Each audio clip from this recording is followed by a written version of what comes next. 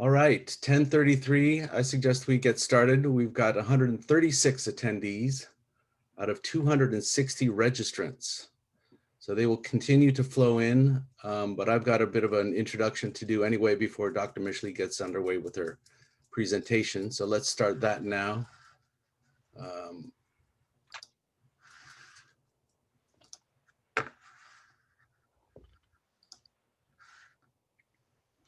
Okay, good morning and Happy New Year, everyone, and welcome to PD Active's 4th online speaker forum. My name is Todd Morrish, and I will be your host and moderator this morning with assistance from Sue Steinbleck. This morning, we welcome all of our visitors, including folks from Parkinson's Network of Mount Diablo, or PNMD, as well as those coming to us via the Stanford Parkinson's Network, and of course, our own PD Active community here in Berkeley and Oakland. We hope you are all staying safe and healthy and yet still active and socially engaged to the degree we can. So before I introduce our speaker this morning, Dr. Laurie Mischley, a little bit of housekeeping. This will take just a moment. First, and importantly, a plug for PD Active programs. PD Active has, of course, embraced this new model of digital program delivery, as you've seen if you've attended any of our other online events. Well, we also make it easy for our members to access our great programs and classes virtually as well. Besides PD Active support groups, which are famous, by the way, we also offer many other classes and programs for people with Parkinson's. There's Tai Chi and yoga and Pilates and meditation. And there's voice and singing and boxing and dance, all geared toward PD folks. I have participated in many of these myself, and they're very helpful and enjoyable. If you have tried one or more of these, we ask you to tag a friend or family member to join you on your next session. Please check out the calendar link in the upper right-hand corner of the pdactive.org homepage. And we will paste that URL into the Zoom chat tool now, and then do spread the word. Right now, you are all on mute.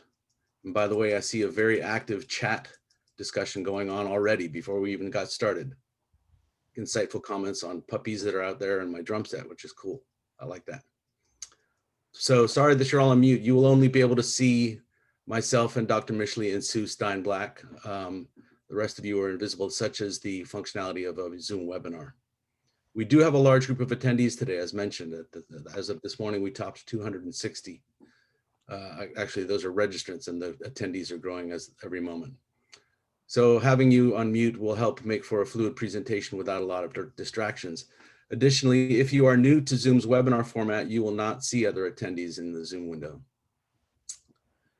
So importantly, this webinar is being recorded, and we will make a copy of Dr. Mischley's presentation and the recording of the whole presentation available on PD Active on the pdactive.org website and or our YouTube channel in the next few days. So we'll get a link out to that to all of the registrants, as well as in our newsletter coming up soon. You may submit questions when you have them using the Q&A feature of your Zoom application. We may take a Q&A break midway through Dr. Mischley's presentation if the opportunity presents itself. And then, of course, we have reserved ample Q&A time at the end of the presentation.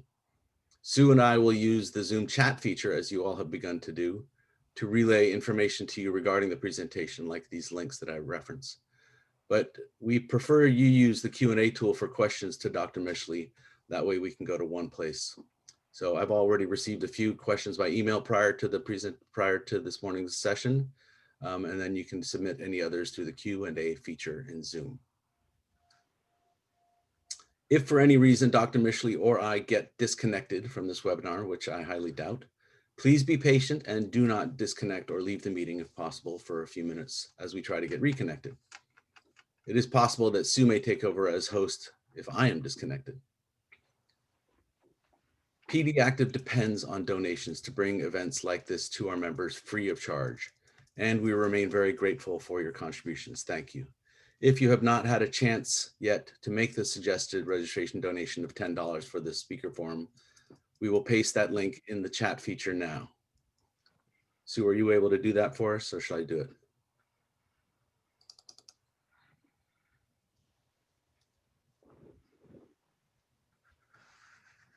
Let me do that real quick. Sorry for the interruption. Okay, that's in the chat window.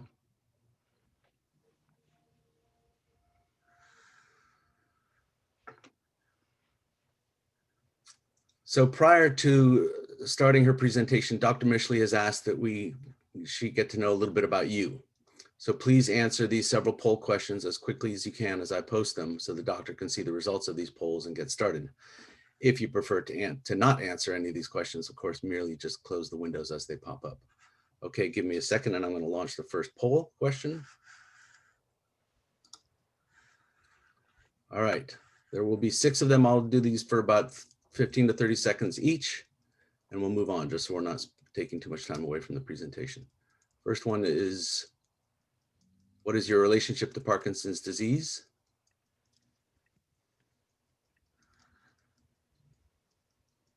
In fact, it looks like all of the questions might have been posted. So go ahead and answer those if you can quickly.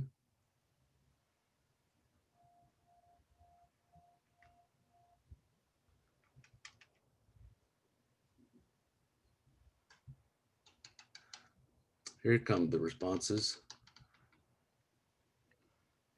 You can't see those yet, probably, Dr. Mischley, so I'll publish them in a second when they get answered.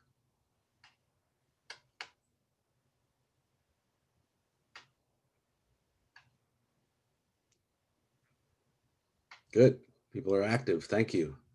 We're up to 167 attendees. Welcome, everyone. We're taking a poll quickly right now to give Dr. Mischley a bit of a profile of the attendees and visitors here this morning. So answer those questions as you see them on your screen.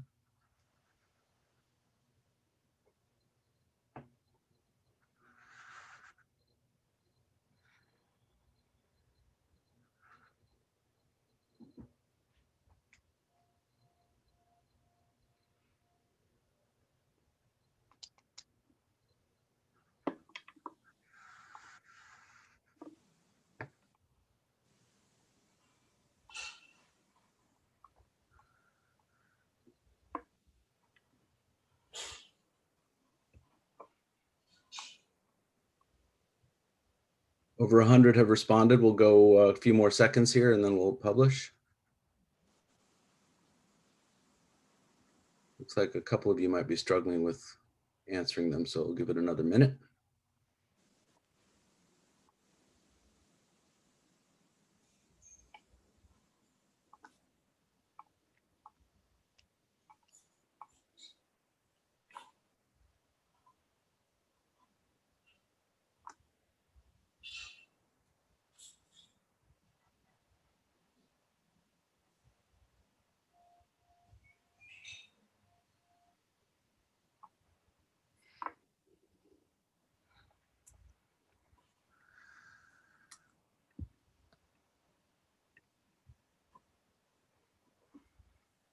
Okay, that should do it. That's over 120 or so respondees.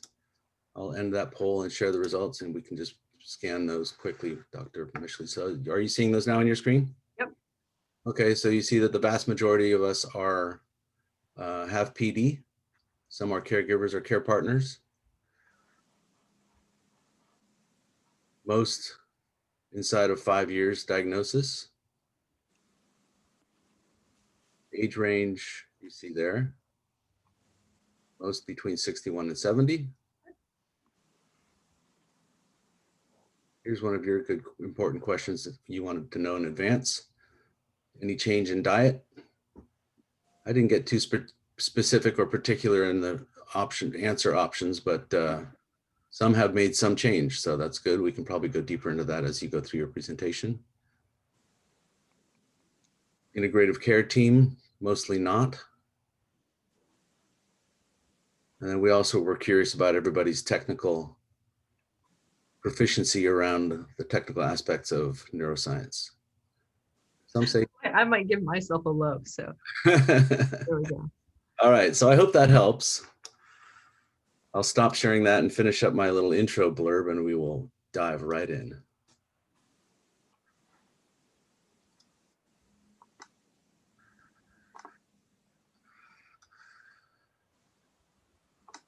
Great. Now, without further delay, PD Active is pleased to introduce to you Dr. Laurie Mischley. Dr. Mischley studied naturopathic medicine at Bastyr University and epidemiology and nutritional sciences at the University of Washington, where she's got a PhD. Her work is focused on identifying the national nutritional requirements unique to individuals with neurodegenerative diseases. She has published on, and here I'm going to butcher some of these, but coenzyme Q10, lithium, and glutathione deficiency in Parkinson's disease.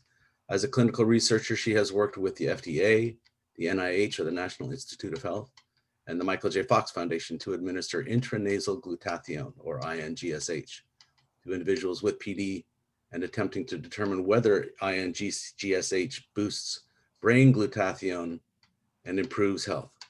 Dr. Mischley maintains a clinical practice at Seattle Integrative Medicine focused on nutrition and neuropathical health. Here, I'm going to post that link in our chat window right now, Dr. Mischley, so we get a little bit of coverage for you out there. Great. And Dr. Mischley, welcome and thank you very much for taking the time to speak to our community today. Thank you. I'll hand the figurative mic over to you now, and please feel free to either expand on that intro or just dive into your presentation, and I will mute myself until I find any need to say anything for you. I think I will just dive in. It says that I can't share my screen. You have that disabled. Okay. And I really appreciate the questions that are already starting to come in. I'll try to get to as many, if not all, as I can. Great. You should be able to share now. Great. Can you see that? Yes, we can. Perfect. Okay, well, your founder, Adam Mizok, is a friend of mine, and I really appreciate the opportunity to have this larger audience and talk to all of you, because truly, ultimately, my goal is to reach as many people as humanly possible with the common goal, shared goal of making Parkinson's reversible and preventable. So everything that I'm going to be talking to you about today falls under that heading. That is my personal agenda here.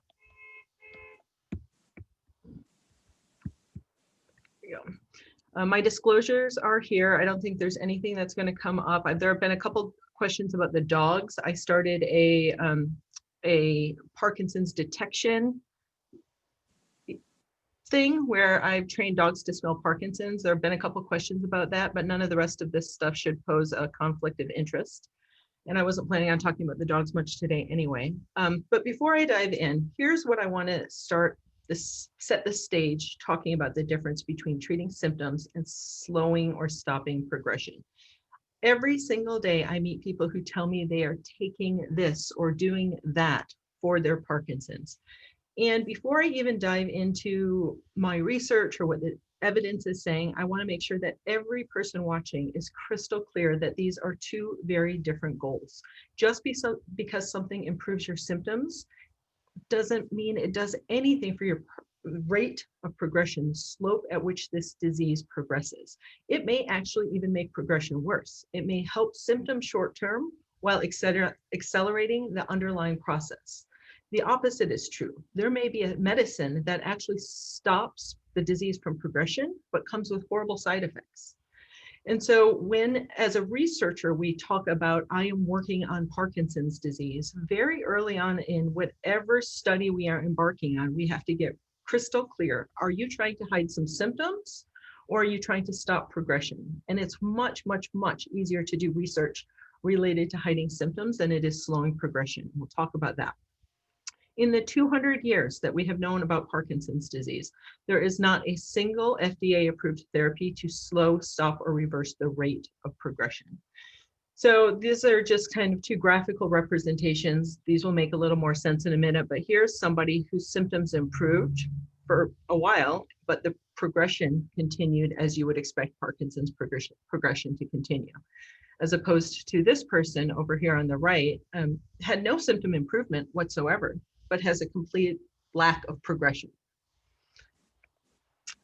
So everybody comes to me wanting to know, does nutrition improve Parkinson's? And what we know is that there have been a few studies now that say what you eat over the middle part of your life, your 20s, 30s, 40s, seems to be associated with whether or not you are diagnosed with Parkinson's in your 50s, 60s, and 70s. This data comes from the Nurses' Health Study, the Physician Follow-Up Study.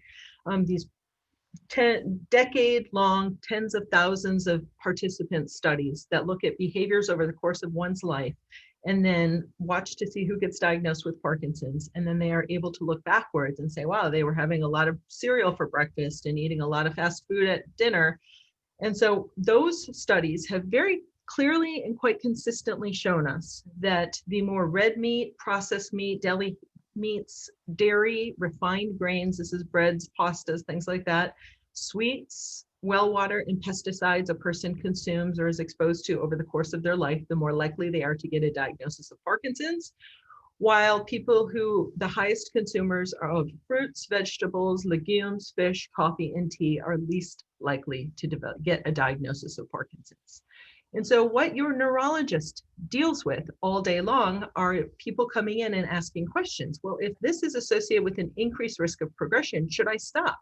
Should I stop eating red meat and dairy? Should I give up sweets? Should I move so I'm not on a well anymore? Do I have to buy organic? But where the field has been stuck is we don't actually have much data that speaks to what happens to a person from the point of progression on. So just because something is associated with progression doesn't necessarily mean it's associated with slowing the disease. And I know it seems like common sense. Well, if these things are associated with an increased risk of diagnosis, it only stands to reason that they are likely to kind of make the disease progress faster. It is a natural place for people to want to jump to.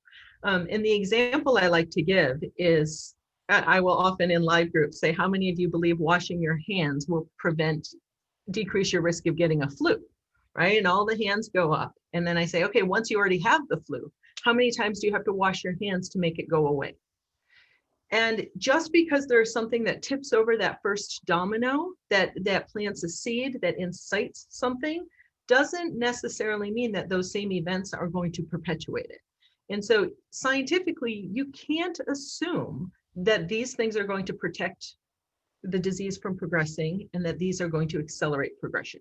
So a lot of the research that I have been working on is trying to answer that question. This is becoming maybe fuzzier as time goes on, because what we now understand is the point of diagnosis is a little bit arbitrary. The point at which the neurologist says you have Parkinson's is occurring 10 or 20 years into your disease. And so more and more we are starting to think that some of these things that are associated with decreasing the risk of diagnosis might actually be coming into play. We now know that 10 plus years before you get diagnosed, most people's disease has already begun. They've started to lose their sense of smell. They've started to act out their dreams. They've had memory issues, anxiety, erectile dysfunction. These things are all occurring very, very early in disease and often not being attributed to Parkinson's because they haven't yet developed those motor symptoms to bring the doctor's attention to Parkinson's. So motor symptoms get the limelight in this disease, right? When we talk about Parkinson's, all the attention is on motor. And I would actually argue it's been a pretty big distraction in the Parkinson's field in terms of trying to answer the questions about progression. By the time somebody has motor symptoms, they've already had this disease for decades, right? And so we are getting to it late. More and more, it's kind of looking like the non-motor symptoms might be where we can impact the greatest benefit or have the greatest impact. And they might kind of bring our attention to a group of patients that we could help earlier. But before I dive in, I want to say, I don't expect that a lot of you will change your diet and experience a tremendously robust improvement in motor symptoms. I want to set realistic expectations. You cannot go have a salad for dinner and watch your tremor go away. It's not like taking dopamine. Motor symptoms are caused by a lack of dopamine, and we have very, very good medicines to supplement that dopamine. Where I expect the greatest benefit from diet is going to be in non-motor symptoms, but I do want to say that diet can make some of your motor symptoms worse. So before I get into how I really think we might be able to slow this disease, I do want to make sure that all of you are aware that levodopa, L-dopa, is essentially just an amino acid. And dietary protein is just a string of amino acids. So anything that you eat with protein, whether it's a plant-based protein, animal-based protein, Any dietary protein, when it gets to your stomach, it's going to break down into amino acids. It's going to fill those amino acid receptors. And when you take your medicine, there's nowhere for the medicine to go. All those receptors are plugged up. And so one of the biggest hurdles that people overlook is how much their food is getting in the way of their medicines working. There are a couple strategies.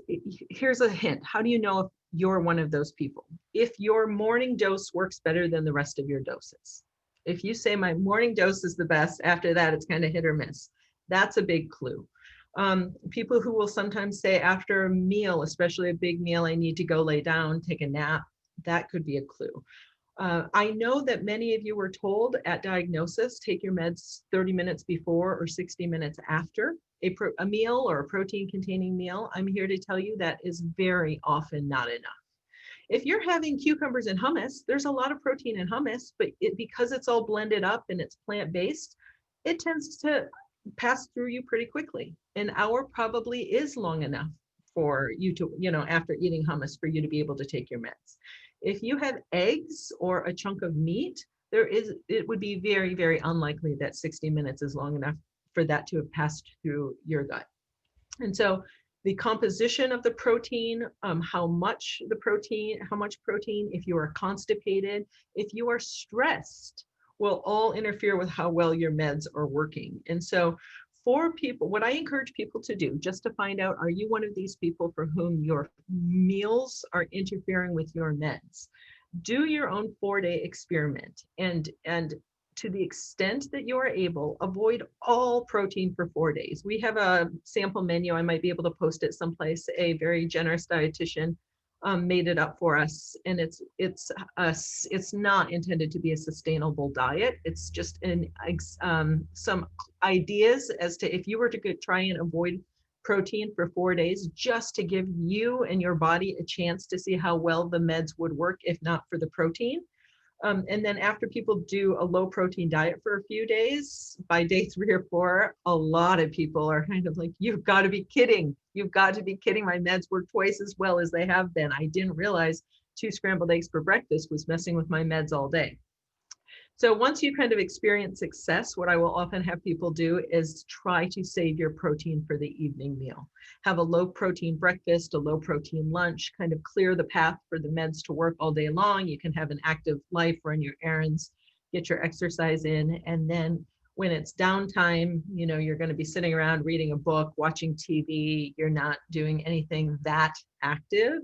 Most people like to save their dietary protein for their evening meal. I have some people who have trouble sleeping, and the protein at dinner will really interfere with their meds and make it harder for them to sleep. And they would actually rather do it at lunch and have a period where their meds don't work at lunch. But this is something that I do very specifically with people. But I don't want anybody overlooking how impactful protein combining with meds can be. The other thing that people need to keep in mind is that levodopa interferes for sure with folate uptake and utilization, and probably B12 as well. We have known this for a very, very long time. The longer you are on levodopa and the more levodopa you are on, the more evidence we have of folate deficiency and B12 deficiency in 1 or 2 studies. And the way we know that is something in your body called homocysteine goes up. If homocysteine levels are elevated, it means you are deficient in either B6, B12, or folate. And in Parkinson's disease, it is almost always folate or B12. So I am a huge advocate of people getting on medication early, staying optimally medicated. I want you on levodopa. This isn't a reason to avoid levodopa. But I am saying that another place where nutrition really comes into play in Parkinson's disease is the medicine that most of you are using is interfering with your nutritional status. And so once a year, I'm asking everybody to make sure that they get their homocysteine level checked. We know that the longer you are on levodopa and the higher doses you are on, the higher your homocysteine level is. If you have Parkinson's disease and your homocysteine level is higher than an 11, that is associated with a faster progressing disease and an increased risk of dementia. Homocysteine elevations are associated with dementia across the board, but it's even more severe in Parkinson's disease. Levodopa can interfere with, can contribute to constipation in some people. And when you're constipated, your meds don't work, you're not eating, it's hard, you don't have the same appetite. So that's another place I want people to be aware of of nutrition, Parkinson's. And two little hacks. I think I'm not going to get into CDP choline here today, but I will tell you that CDP choline, otherwise known as citicoline, is an over-the-counter nutritional supplement. It's a pharmaceutical drug, I believe, in Asia or Europe. But here in the US, it's an over-the-counter supplement. And there have been 4, 5, 6 studies now that show that if you take CDP choline within a month, it will make all of your levodopa 30 to 50% stronger.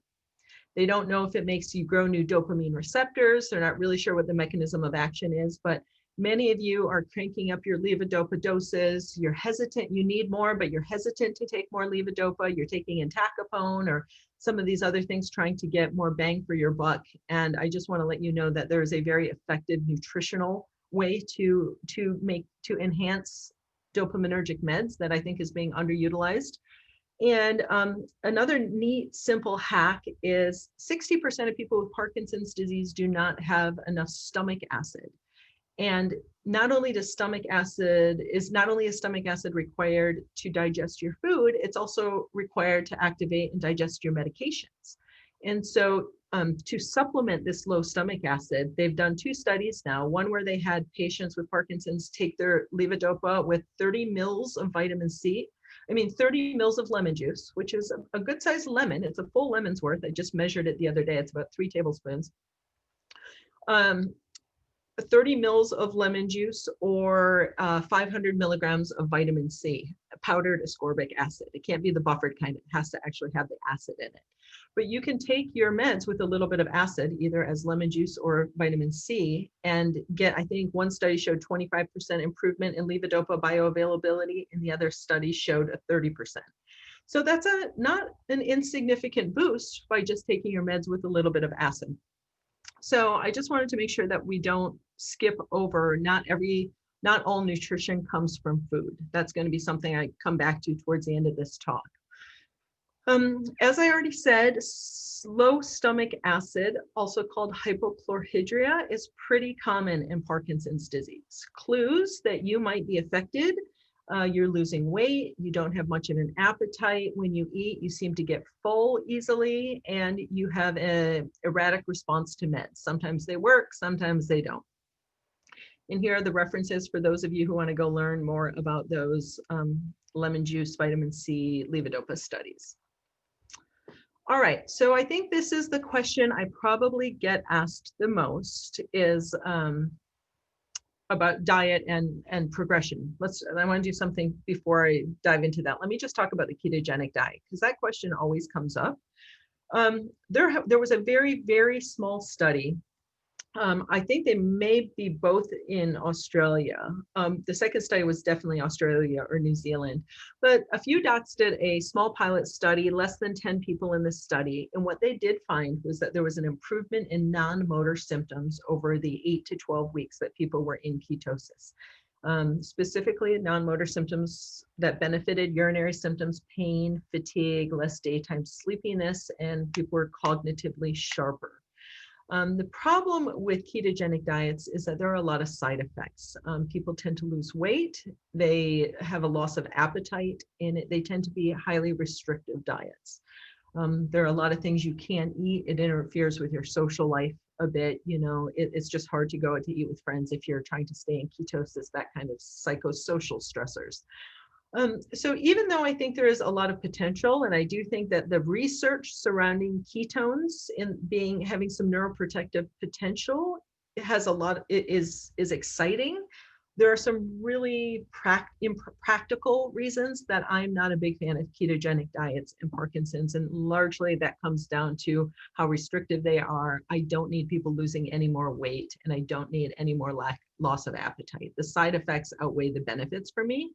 But there is this emerging science about calorie restriction and intermittent fasting and timed eating. And what I will often tell patients is, I don't want you to reduce the number of calories that you get in a day, but if you can make sure to go 12 to 14 hours each night with no calories coming in, kind of keep all of your eating to a 10 or 12-hour period during the day. So if the goal is to stop eating about 3 hours before bed. So if you go to bed at 10, you want to have stopped consuming food by about 7, and then 7 p.m. to 7 a.m. you don't eat calories. You can have tea with nothing in it. You can have black coffee, but nothing that has calories. So that is one emerging way to get some of the benefits of ketogenic diets without the side effects. So what we know is that in Parkinson's disease, people who are malnourished, malnutrition is very common in Parkinson's, and among people with Parkinson's who are malnourished, they are more likely to be constipated, depressed, they're more likely to have anxiety, apathy, dementia, and dystonia. So this is just me making a case. I mean, we hear the word malnutrition and we think of people who have food scarcity. And I think what I want to convey here is many of you are currently malnourished. You may even be overweight, but you could still be malnourished. Just because you're putting calories in your body doesn't mean that you are getting the nutrition that you need. Just because you are putting nutritious food in your mouth doesn't mean that you are absorbing it. Many of you are eating organic foods made, really high-end quality intake. But because of malabsorption issues, you're not digesting and absorbing those nutrients and you're still malnourished. So don't think just because you're eating, you're not at risk of malnutrition. That's very, very untrue. Okay, so this is what you want to know. Can I change my diet and have it change my progression? This is really the million-dollar question. So this is the study that I've been doing. This will be the 8th year that we have been doing this study. And what we have set out to do is answer the question, among people who have already been diagnosed with Parkinson's disease, does it matter what they do? Is there any action in their lifestyle, something that they can change or modify that seems to be influencing how this disease progresses? And before I got my first set of data back, I made a promise to myself that I would go into this with no bias. I mean, my joke was, I don't care if it turns out that everybody who's not progressing has a pet turtle. I will tell you all to go get a pet turtle. Like, it doesn't matter to me if it makes sense or not. What I wanted to do is see if I could find the success stories. And when I say that about the pet turtle, or it's something far-fetched, one of my favorite stories is that 3 million people died of scurvy. That is 3 million deaths attributable to scurvy. And then we discovered that you could cure scurvy with limes. And for 200 years, the entire time that we have known about Parkinson's, for 200 years, we used limes to cure scurvy. And then we discovered ascorbic acid, the vitamin C molecule. So right now, the world that we live in would not fund me. I could not do a study on limes without first having discovered ascorbic acid. We are in this very, very molecular, evidence-based way of thinking about science, where we can, first comes our mechanistic understanding, and then we hope to come up with a therapy. And what I wanted to do is flip that whole idea on its head and say, clearly, we're not getting very far with understanding the molecular mechanisms, right? We keep throwing millions and millions and millions and decades into this, and we don't understand this disease. It is stupid for us to wait until we understand this disease to come up with therapies. What if we just cast a wide net and look for the people who have Parkinson's who are doing unusually well 10 and 20 and 30 years after their diagnosis? See if we can find some things that they have in common, and see if everyone starts doing those things, if everybody starts doing better too. I mean, that was kind of the oversimplified approach I was taking here. The model is called a positive deviance model. I did not invent it. It's actually a nutrition, it came from Tufts University, and they used it to study malnourished kids in third world countries. But it's a brilliant model, and it had just never been applied to neurodegenerative disease. And so I thought I'd take that model and apply it to Parkinson's, and it's been working really well. So before we could dive into this, we had to get clear on how we were going to measure Parkinson's severity and how to measure diet.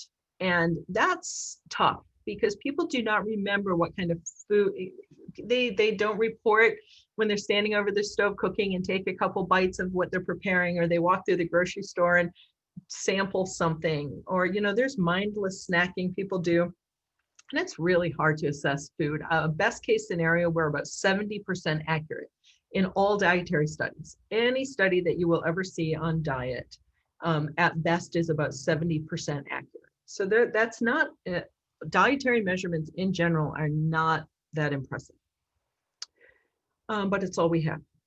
So for this study, to meet the needs of this study, we built a new outcome measure. It's called the ProPD. I would love every one of you, the URL is down here in the bottom left.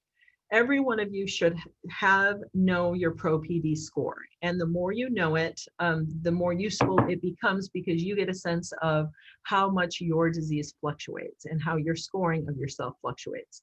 But what we know is the average person at diagnosis has a score of about 580 and gets worse at 38 points per year. Every one of these green dots is a real person in this study. Thank you to every single person here today on this webinar that is enrolled in this study. You made this possible.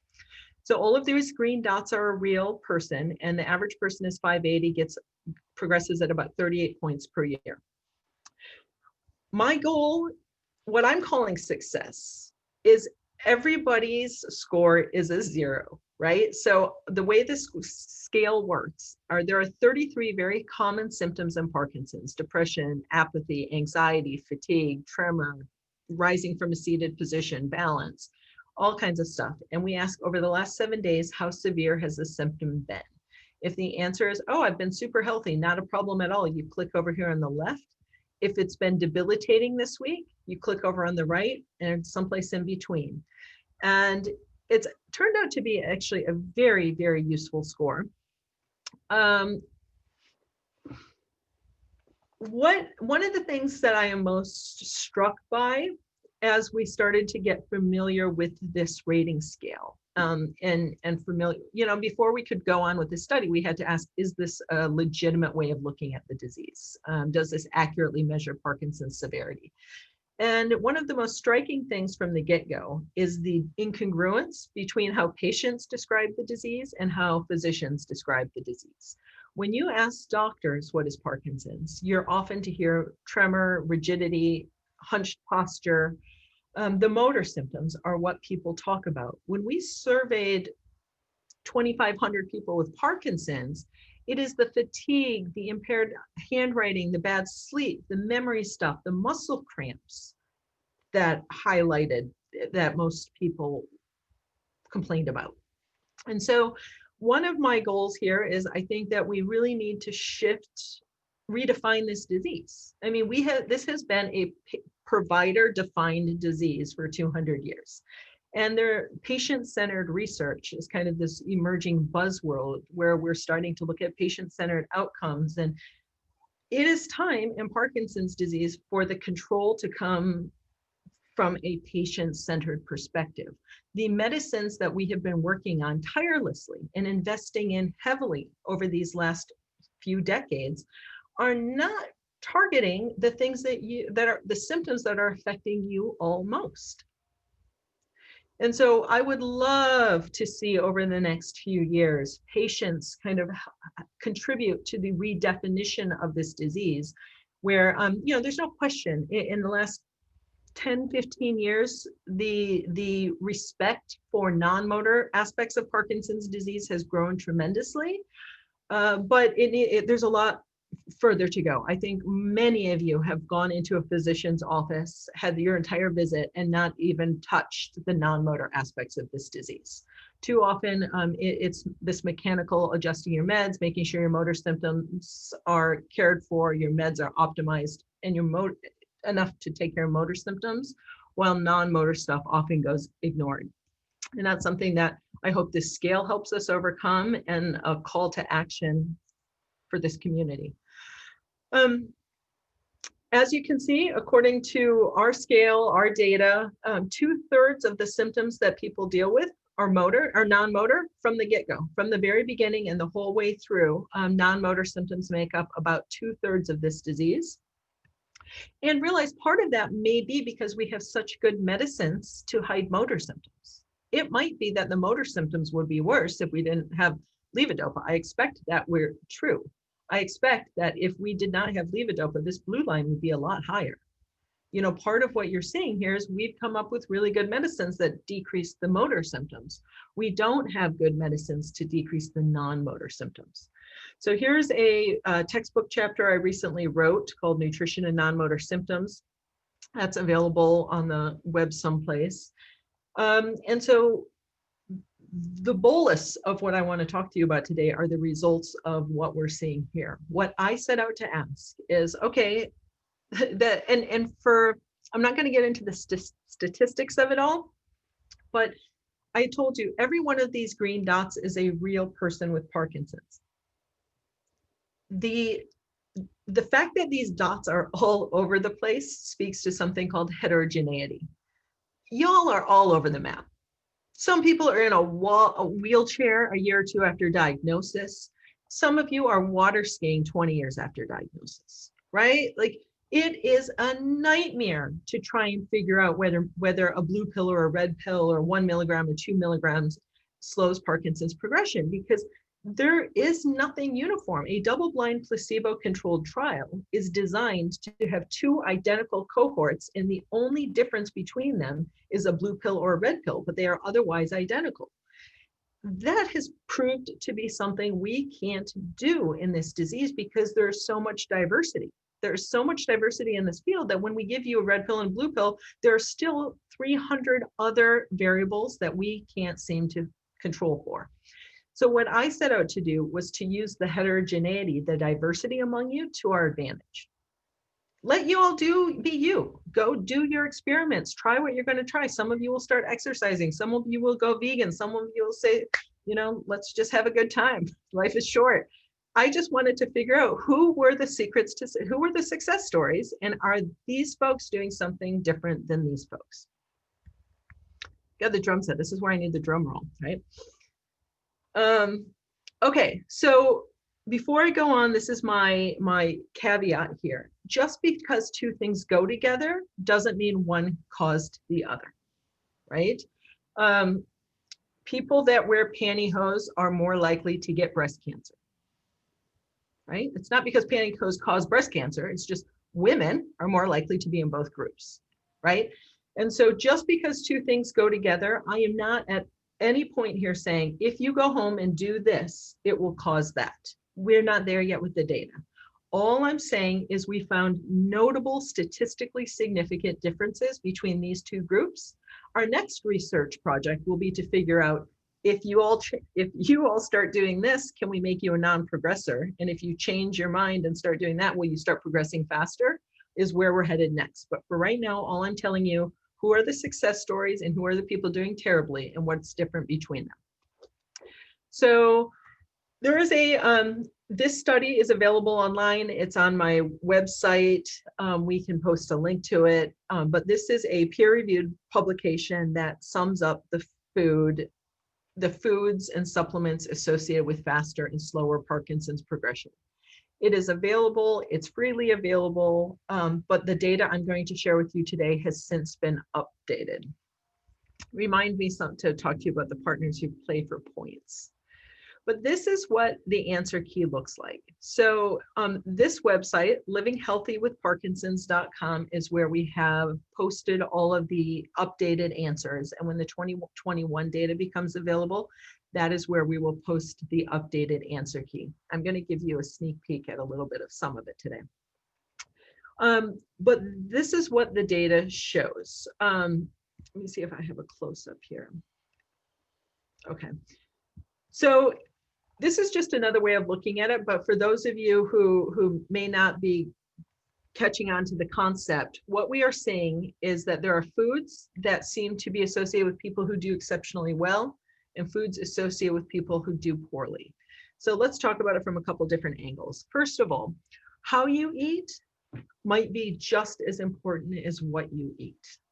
First thing I want to say is food scarcity is a huge problem, probably at financial insecurity in general. Of all of our data, what seems to be have the variables associated with the most rapid rate of progression are being poor, being lonely, not getting a good night's sleep, and not exercising. Food is really hard to put into that equation because it's not black and white. Everyone's eating. But among black and white variables, those are the big ones. So you can see here, people who have difficulty affording groceries in general and healthy food in particular have a easily measured faster rate of Parkinson's progression.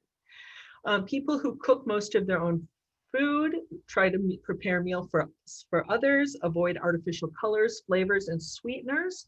People who try to buy from co-ops and farmers markets, buy local and seasoned to the extent that you are able, and who eat organically grown food when possible, we can measure them statistically doing better over time.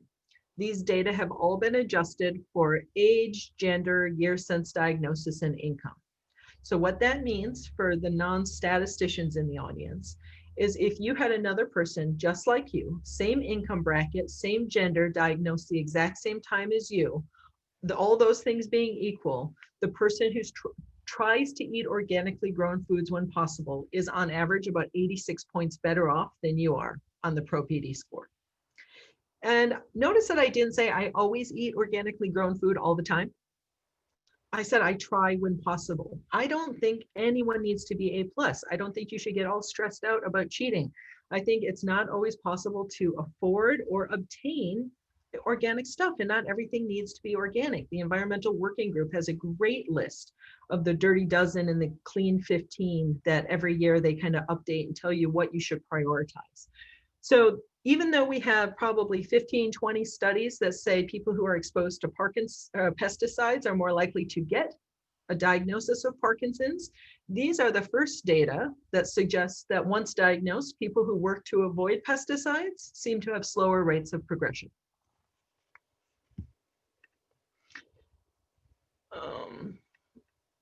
So foods associated with symptom progression over time. The more fresh fruits, fresh vegetables, nuts and seeds, non-fried fish, wine, olive oil, coconut oil, and fresh herbs a person eats, the more likely they are to be on the slower progressing list. The 2021 data looks like it will also include green and black tea, soy, eggs, and frozen fruit. The people who seem to have among the people with the fastest progressing disease, they are eating statistically more out of cans, specifically canned fruits, canned vegetables. The next round of data says all canned stuff. So people have been asking, what about beans? What about fish, canned tuna, things like that? It appears that that is coming up on this next list. Soda, especially diet soda, fried food. And there's we won't get into explanations yet. Fried food, dairy, specifically ice cream, yogurt, cheese, milk, and butter will be on the next list. Beef, pork, and chicken, drinking out of plastic bottles, pasta, and bread will be on the 2021 list. And so I am not saying that you can never, ever, ever have a bowl of pasta again. People are all they're going to be, I promise someone's probably already written the question, what about gluten-free pasta? What about quinoa pasta? Everyone wants to know wine. What about red or white? I mean, please join this study so we can answer those questions for you, is my first response. And the more people who enroll in this study, it's like a microscope that is starting to be fine-tuned. Now that we know where the fish are biting, we can kind of hone in a little bit and look a little closer and get some of those answers for you. But what we set out to do was just kind of cast a wide net and say, can we identify the things that the fast progressors are doing differently than the slow progressors? Just looking at it another way, I tried to make it so that, I think a year or two ago, I turned these into refrigerator magnets, and every patient who came to my office, I made them go home with a magnet to hang on the refrigerator so I could haunt them every time they went to the kitchen.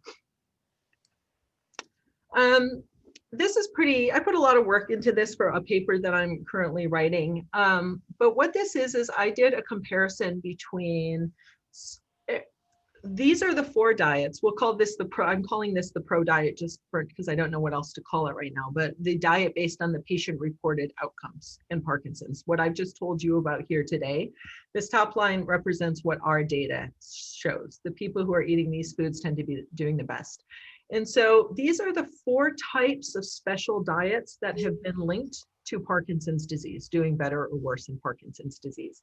And what I try to do is just kind of compare them. You know, there's data that says people who eat the Mediterranean diet are less likely to be diagnosed with Parkinson's, or if they're diagnosed a few years later, implying that it might slow progression. Same, we've talked a little bit already here today about the ketogenic diet. And so, you know, there's a lot of overlap. What I'm trying to say here is I don't think that the Mediterranean folks and the Mind folks need to start fighting over whose diet is best. I don't think that this is a matter of the pro diet versus the Mind diet. You can see some themes, and I just wanted you, for those of you who are making real life decisions, what do I have for breakfast? What do I have for lunch?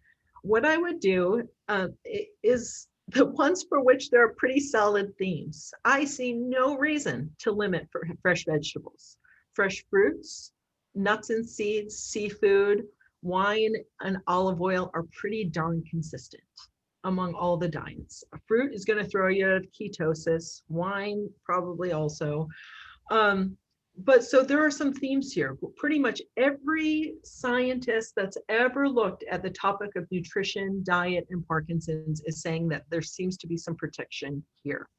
The discrepancies over here are either because people didn't look, or that's where we start. You know, a lot of people did not ask about spices. No study before ours has ever looked at organic or non-organic.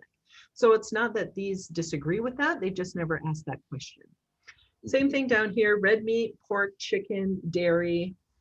You know, these are pretty consistently coming up as the things you should avoid.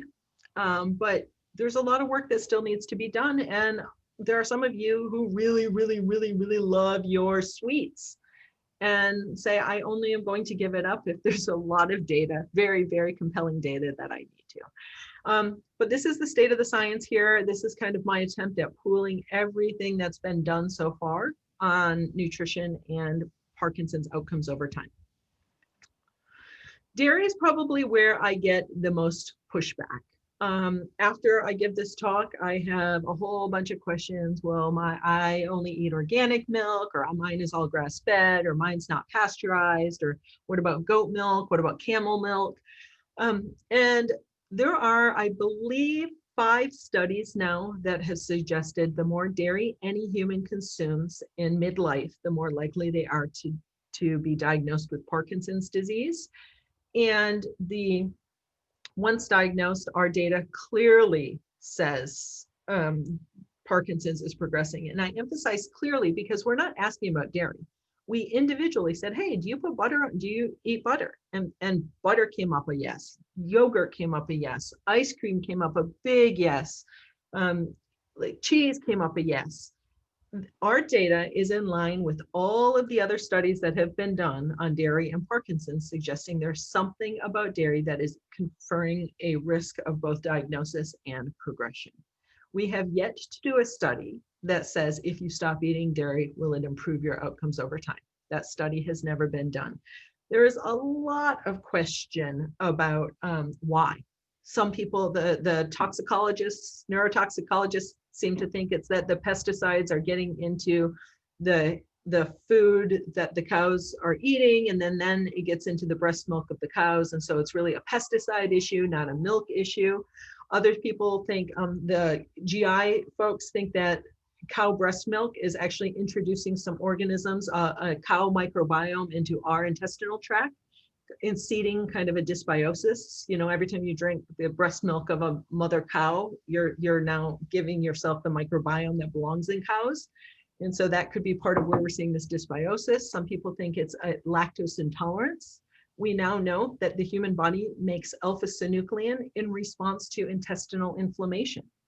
So if you're lactose intolerant, even if you don't mind being a little gassy or a little bloated, it might be that your intestinal tract is fighting a war, and that inflammation is resulting in misfolded alpha-synuclein. Some people's, before this webinar started, somebody asked a question about calcium for osteoporosis.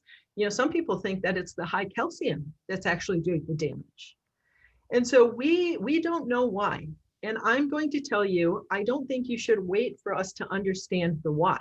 This is 2021. I'm in Seattle. The PD Active is in Northern California. There's not a grocery store around that doesn't have at least 10 different milk alternatives. You have your choice of soy milk, rice milk, hemp milk, almond milk, hazelnut milk, rice milk. I mean, there are so many dairy alternatives in this day and age. I can't see any good reason to continue consuming dairy now that we have 5 very compelling studies that say the more dairy you eat, the more likely you are to get Parkinson's. And 2,500 people who have participated in this survey, and the data seems clear, the more dairy you eat, the faster it progresses. And I'm from Northern Michigan. I like dairy too, trust me. I mean, this isn't, and I will tell you, I'm coming in with a little bit of a bias too, because before I started specializing in Parkinson's, I spent 10 years focused on MS. And there's this whole body of research that a link between dairy and multiple sclerosis. There's actually an immune-based thing where your immune system attacks the myelin in your central nervous system, and there's a protein in dairy that matches a protein on your myelin.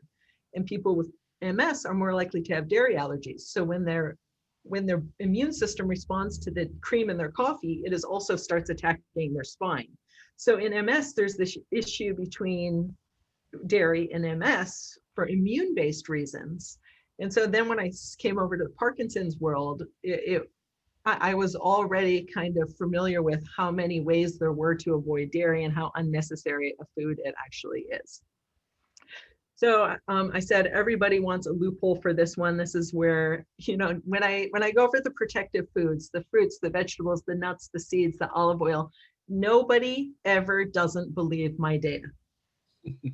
In fact, they will often say, duh, you spent all that time to learn that vegetables are good. That's stupid. What a waste of time, obviously. And then I come over to the foods associated with faster progression. And when I tell people ice cream, that's where they start, I never believed that stupid study.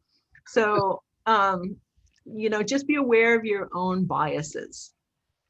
I've already harped on this just because 2 things go together. I am not telling you that your foods are causing your progression. I'm just saying the people who are progressing faster are eating certain foods. So you will want to know, does it matter? I'm going to say don't wait. Don't wait for a double-blind placebo-controlled trial. This has the updated foods. The peak at the 2021 variables looks like this is what we are seeing. These are the foods that I'm going to tell you. The foods on the left, you should drown yourself in. The foods on the right, I would make them not a part of your life routinely. A couple little tips about this. Don't go too far too fast. It's easy to do this for 2 or 3 days. And if you're not prepared, you don't have a plan, you get frustrated around day 3 or 4 and say, forget this is too hard. That's not what I want you to do. I would rather you go slow and steady and make sustainable changes that can be gradual and fun. One of the best things, I have a couple who taught me this trick, and I think it's absolutely brilliant, but they play for points. And the person who eats the most of these foods each day doesn't have to do the dishes at night. And I started doing it with my kids. We have the rule at my house, whoever eats the fewest, I don't get to count wine points. But the person who eats the fewest of those over the course of the day has to do our dishes at the end of the day. It's great. It's like a parenting win no matter what. I either don't have to do the dishes or I get smart, healthy kids. So find a way to make the emphasis on ways to encourage the good foods. Don't dwell on all the stuff you're not supposed to eat. It is really easy to go through the grocery store and like, oh, Laurie says not to eat that either. Laurie says not to eat that either. That's not what I'm not trying to take away all your favorite foods. I'm trying to get you so full on the good stuff that you don't have a lot of room for the bad stuff. Coming up with a meal plan helps. Being a creature of habit can help, especially at the beginning. Find a couple breakfasts that you like. Oatmeal with a cut up apple and some cinnamon. You get the apple point, you get the cinnamon, the spices point. A smoothie. You know, I had oatmeal today and with 2 bananas, a handful of greens, some frozen black cherries. Oh, and I put a quarter cup of walnuts in there, right? But I probably got 8 servings of fresh, 8 to 10 servings of fresh fruits and vegetables in my morning smoothie. So start trying to find ways to kind of stack the deck in your favor. It is so easy to start adding more herbs and spices to what you're eating. I mean, they're easy to grow in your kitchen. They're easy to keep alive. People think that fresh herbs cost a lot of money. It actually is fairly easy to keep a rosemary bush around. I planted a bay leaf tree that has been one of, so easy to just run out to the yard and grab a couple of leaves. And that's one of the bigger changes I've made. It's been easy to make. So in terms of the avoids, there are probably a couple. Everyone's looking at this list, and there's, for that person who's sitting there saying, well, I never eat soda. Somebody else is saying, well, I never eat canned vegetables. Great. Cross those off the list, and then tackle one more bullet point for the next 2 months. Just get it off the list.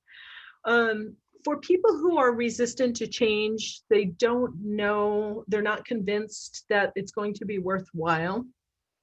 The other way to do this is I ask people to give me 2 months. I'll have them go to the ProPD, get their ProPD score, and I will say at some point, it doesn't matter when, but you pick your 60 days, 2 months where you're strict. For 2 months, pick 2 very strict months where you do not touch one of the foods over here, and you load up on all of these foods over here and take your ProPD score at the beginning, middle, and end and watch what happens. And I think I can say I have yet to see somebody who makes it to the 60 days, who does the experiment, who doesn't say, I feel better, I'm going to keep going. If you don't, if you've given up all your favorite foods, you don't feel any better, go back. But again, I'm not telling you this because I think it's going to help a lot of your symptoms today. I mean, it's probably going to help your constipation. Your bowels will certainly be moving if you're eating these foods. A lot of meat and dairy are very, very constipating. So to that end, some of your meds may be working better, but I'm actually surprised at how much of a quality of life boost there is, that enough people are going to say, I clearly feel better, I'm going to keep going. Because I'm not telling you it's helping your symptoms. I'm telling you that scientifically, this is what the data looks like. If I were designing a how can we slow progression study, this is what I would have people eat, and this is what I would have people avoid. Dr. Mischley, quick question in there. Yeah. I'm not seeing one of my favorite food groups, beer. If it's not listed, it's neutral. It doesn't hurt, it doesn't help. Yeah, I'm joking, but alcohol in general is not either one or the other, huh? Except for wine. Yep. No, liquor is neutral, beer is neutral, wine is medicine. Got it.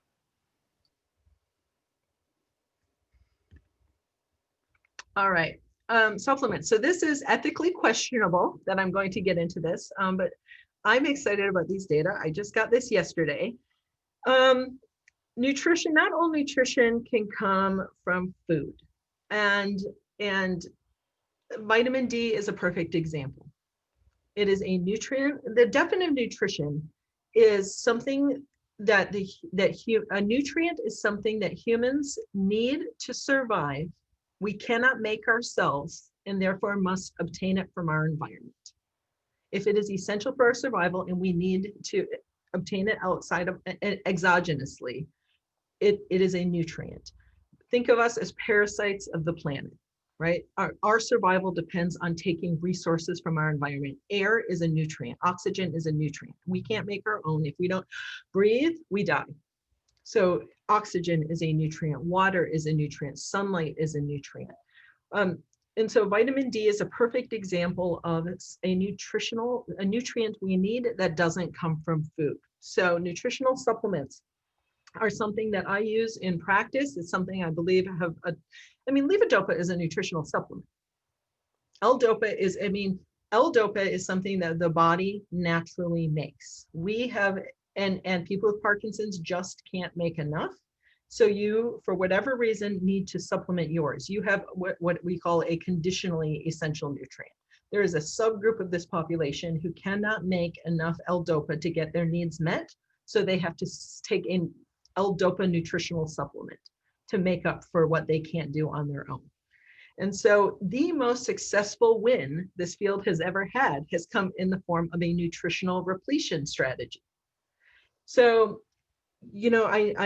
I'll just leave it there and say, I think there's more to come. I do think that we are going to find big wins with additional nutritional supplements. So this is preliminary, and both of these sets of data are wrong, but I wanted to bring your attention to them just so that we could kind of stimulate a conversation. I hope this is exciting to enough of you that many of you will go home and join the CAMCARE study when you realize how important every participant's participation is. But this is what we're learning. And yesterday I had a meeting. We're getting ready to release the 2021 data associated with faster and slower rates of progression for supplements. And I had two different statisticians look at these data using two different programs, and they both came up with very different they both did different lists, and they both did the stats a little bit wrong, but they're going to merge them and we're going to have the right answer. But I want to show you what the lists look like. So this person appropriately adjusted for what we asked is, are there any supplements associated with faster or slower progression? The ones in green are the ones that came up statistically significant. This is the number of additional pro-PD points for people who took iron or melatonin were faster progressing over time. And the curcumin, fish oil, N-acetylcysteine, CoQ10, oral glutathione, and low-dose lithium were associated with slower progression over time. What I like about how this person did their analysis was they compared 10 people who diagnosed 10 years ago to other people diagnosed 10 years ago in the same income bracket. This was adjusted for a lot of other things. So it's cleaner in some ways.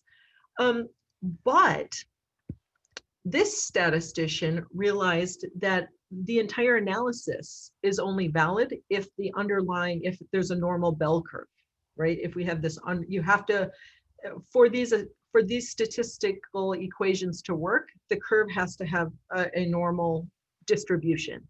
And to get that normal distribution, you actually have to take the log of the pro-PD times 0.35. And so this statistician did that, but he didn't make any of the adjustments. So he compared newly diagnosed people 1 year out to people 20 years out. So these two will both learn from each other, and they're going to do the updated analysis. But I want to show you, it's kind of neat to see how many of these overlap. Fish oil appears to be protective on this one. Low-dose lithium, N-acetylcysteine, homocysteine factories. These are the B6, B12, and folate that lowers homocysteine levels. Also found CoQ10 in turmeric, curcumin to be effective. Interestingly, DHEA and krill oil seemed to offer some protection, vitamin B12, coconut oil, vitamin C, and then associated with faster progression, we saw iron, also probiotics. That does not surprise me at all. I tell my patients no on probiotics. Ginkgo and edible marijuana came up as faster. So before you all start freaking out about a couple things here, let me tell you that we now have a couple. First of all, I told you both of these are preliminary, and neither of these are correct in and of themselves. We have some decisions to make where we have to say, does it make sense? It might be that edible marijuana is making this disease progress faster. It might be that people who are already progressing fast and not doing well are now looking for more desperate second tier, third tier strategies. The first line stuff didn't work. When I first saw this cannabis data, I was talking to one of my colleagues in Florida, and he said, of course, the only people who would ever use marijuana are the people who have tried everything else. I was like, not in Seattle. That's kind of first line where we are, right? And so there's this cultural change shift. I mean, we have to try and interpret what some of this stuff means. Same thing with melatonin. This is really concerning to me, and because so many patients use melatonin and so many people claim it helps, and there's actually a pretty impressive body of evidence suggesting that melatonin has some neuroprotective properties. It's really surprising that melatonin keeps coming up associated with worse outcomes over time. What we previously did is we kind of tried to make sense of this. What could this mean? And there are already existing studies that say people with bad sleep have a faster rate of progression. And guess who's taking melatonin? People with bad sleep. So what we did is we looked at people with bad sleep. So basically, when you adjust for bad sleep, melatonin is no longer associated with faster progression. It looks like it's not melatonin making the disease progress faster, it's probably bad sleep. And in fact, among bad sleepers, the bad sleepers who take melatonin are better off than the bad sleepers who don't take melatonin. So it gets messy. And so I meet people every single day who are like, what should I take? And I just kind of want to give you all a behind the scenes peek at kind of what these data look like, how we come up with the data that we come up with, what's happening behind the scenes to kind of deliver something to you that is just tell me what to eat. Just make it simple. Tell me yes, tell me no. But I kind of wanted to have a little transparency and show you how messy some of this is behind the scenes as we try and bring you useful data. It's fascinating stuff. Is there any timeline, Dr. Mischley, on when these might be merged and updated? I'm trying really hard to, I've already nagged both statisticians this morning. So I'm hoping in the next month. I really was hoping we would have it in January, probably February at the latest. But here, I will just put in one more plug. This CamCare study, there's a slide in a minute. We turn in our annuals, we do 2 surveys a year. Anybody who's enrolled in this study, if you're not enrolled, please join. But we do new surveys in February and August of each year. And so if you enroll now, if you go home and enroll now, you'll be in the system, and then you'll also get the February and the August survey of this year. It's very, very, very helpful to us, especially those of you who are listening today and thinking that you might make some changes. What's the most valuable data to us are the before and afters. Don't wait until you get your act together to join the survey. It's really, really, really important that you join today, and then let us just follow you along as you make whatever changes you're going to make. Right. And again, that's at www.propd.org. That's to get your score. I'll show you this CamCare and PD at bastyr.edu. Right here is how to participate in this study, the bottom one.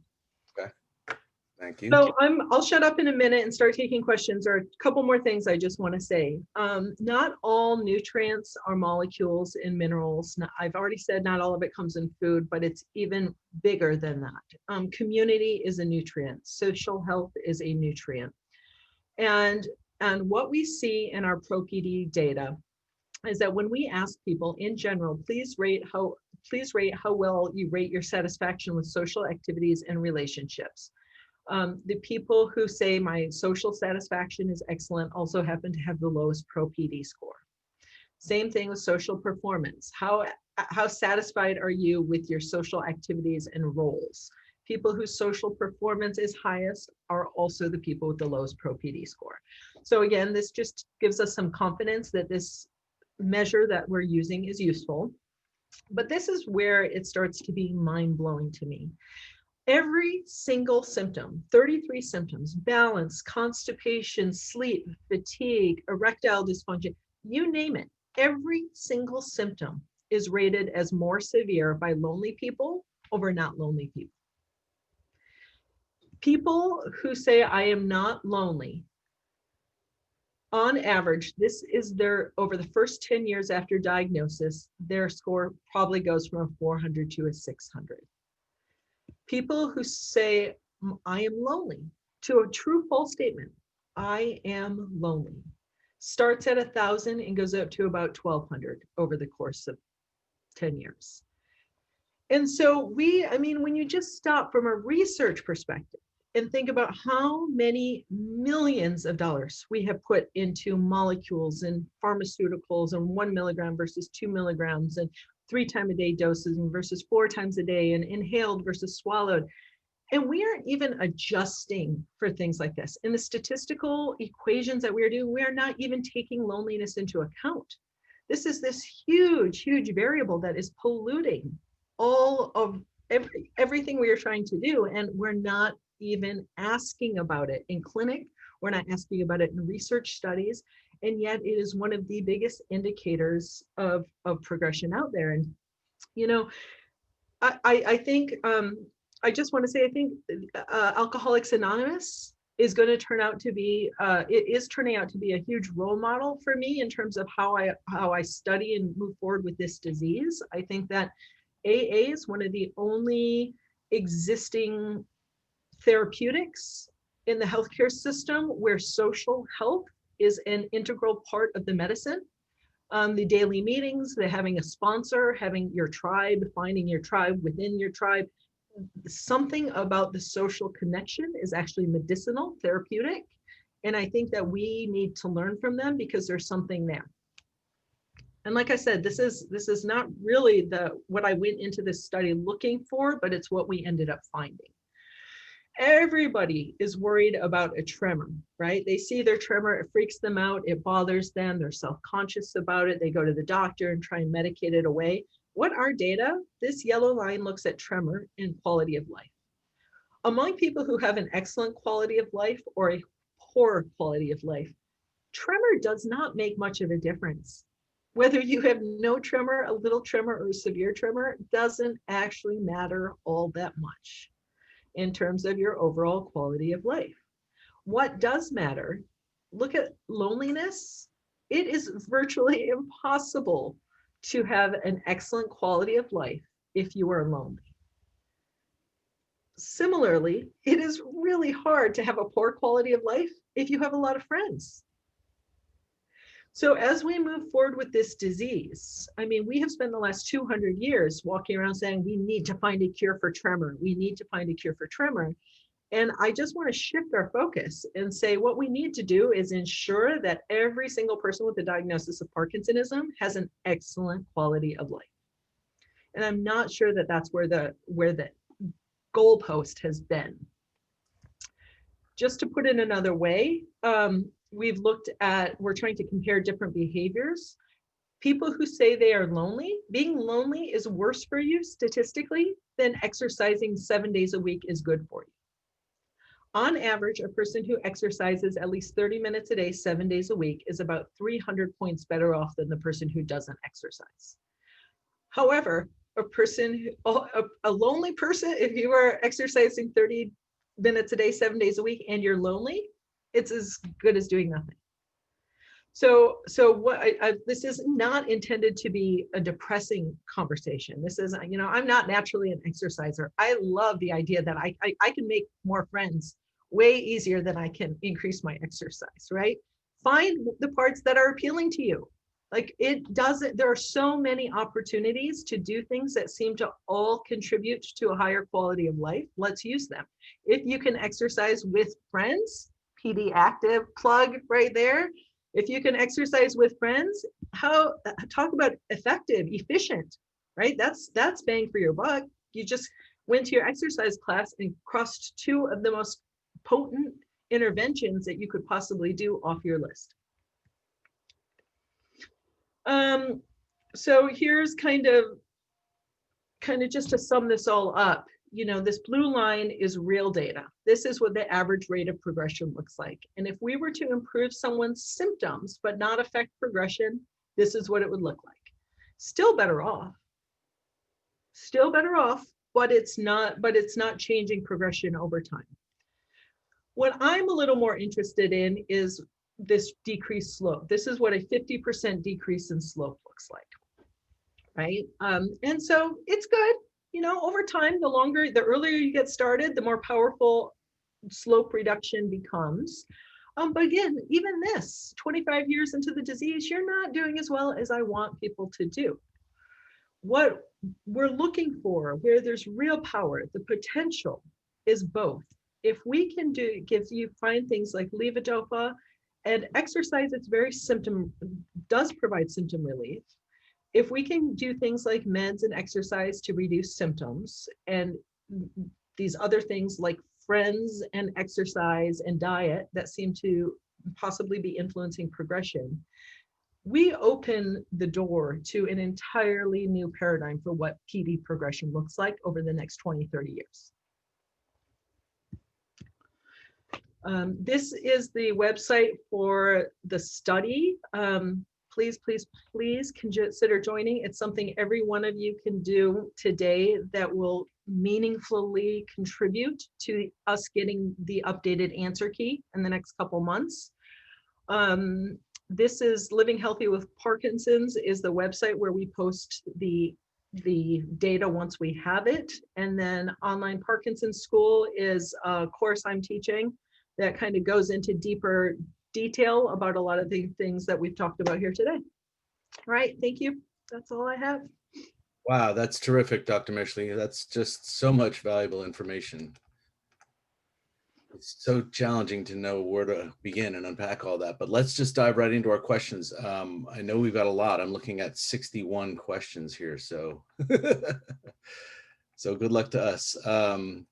Some of them will probably have been covered, so Sue and I will probably tackle these one at a time, and the best we can filter out those that have been answered, we will.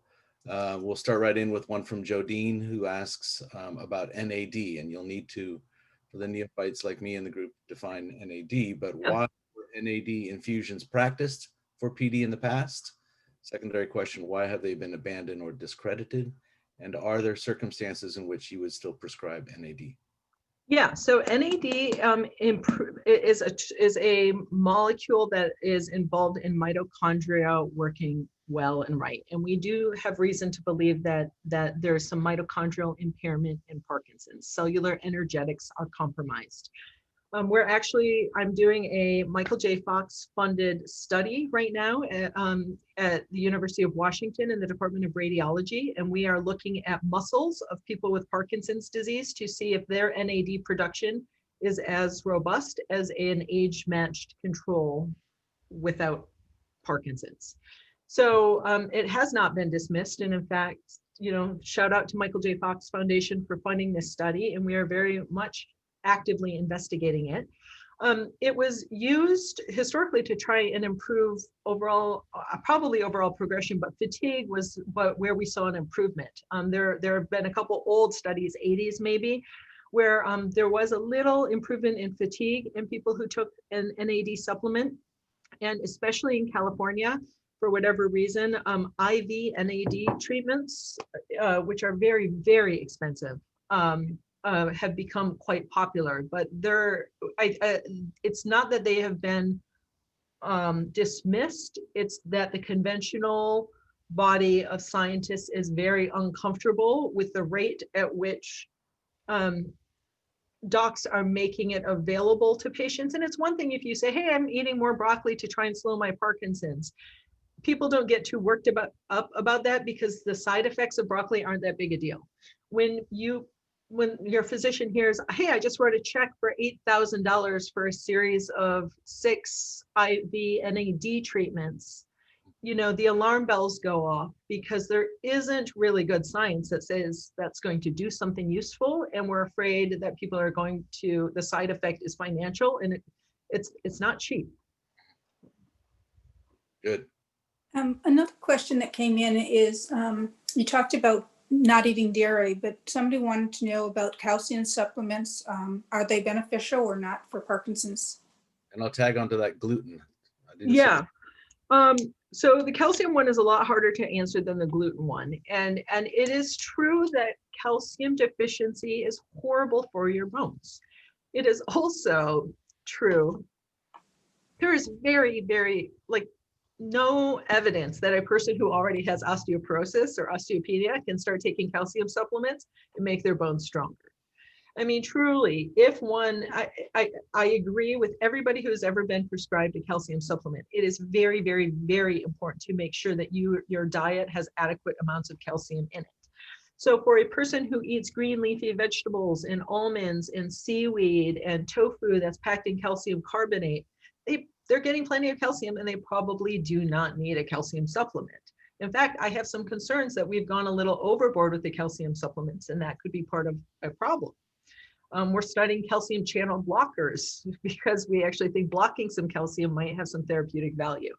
So what I don't agree with is this, oh, bones take more calcium, bones take more calcium. It just doesn't work like that. Every person needs to have kind of a well-trained nutritional evaluation with their prescribing doc to figure out if calcium is more likely to hurt them or help them. But just because you have weak bones does not mean you need to start taking a ton of calcium, but some of those people need to be. Gluten, we don't know. About 5% of people, there was one study that looked in a neurologic clinic, and 5% of people with Parkinson's disease had antibodies to wheat, to gluten, had actual celiac disease. There is at least one publication in the literature of Parkinson's disease, celiac disease misdiagnosed as Parkinson's. An 80-year-old man who had high homocysteine was referred to a GI doc. The GI doc tested him for celiac disease, and 8 months later on his gluten-free diet, all his symptoms were gone. So that tells us, we know that among people with celiac disease, neurologic symptoms are often the first symptom. It can be migraines, it can be balance issues. It has been shown to be tremor. It's not that common, but it could be.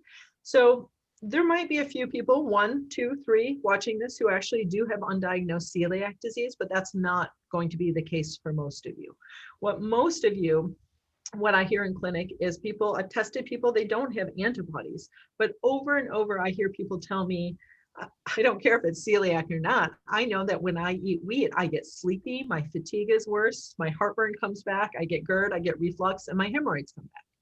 Those are the things that I hear in clinic. Fatigue, heartburn, hemorrhoids are probably the 3 most common things that people will tell me got better when they gave up wheat.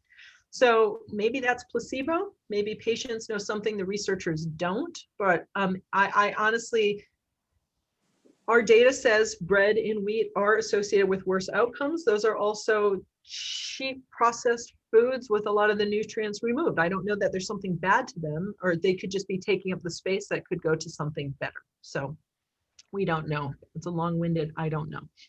Well, there's still a lot of I don't know in this game of PD, but you're covering a lot of those bases. I have a question here from Terry, who's questioning the delta between fish oil and fish specifically, and I don't remember where in your advised versus discouraged fish falls, but she has switched from flaxseed to fish oil based on your own suggestion. That's great, but also understands that fish is valuable in the diet. And is she hurting herself, or are we hurting ourselves by not including fish in our diets?